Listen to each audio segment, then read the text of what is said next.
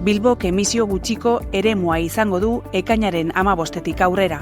Hiri handietan aplikatzen den neurri bat da airearen kalitatea hobetu nahi duena.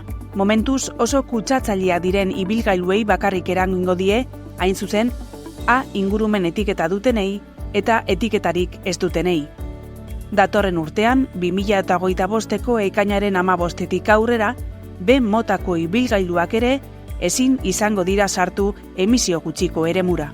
Ibilgailua txandakako aparkaleku batean aparkatu behar bada, 2030eko urtarrilaren 1 arte aparkatu ahal izango da. C, eko edo 0 motako ibilgailuei emisio gutxiko eremuak ez die eragiten ez orain ez gero, ibilgailu horiek ez baitira oso kutsatzaile deritzon motakoa. Jakin behar den lehenengo gauza da ibilgailuaren kategoria. Hori, trafikoko zuzendaritza nagusiaren webgunean kontsultatu ahal izango da. Garrantzitsua da jakitea Bilbon ez dela derrigorrezkoa eranskailurik jartzea ibilgailuan. Izan ere, emisio gutxiko eremura sartzeko kontrola matrikulak irakurriz egingo da. Gogoratu badirela salbuespen batzuk emisio gutxiko eremuan sartzeko ibilgailu horien etiketa edozein dela ere.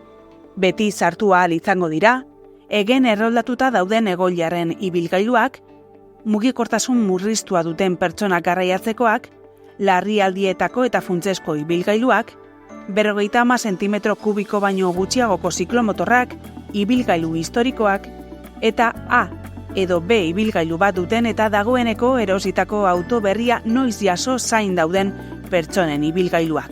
Salbuespenez gain, luzamenduak ere egongo dira A ibilgailuentzako 2026 arte eta B ibilgailuentzako 2030 arte.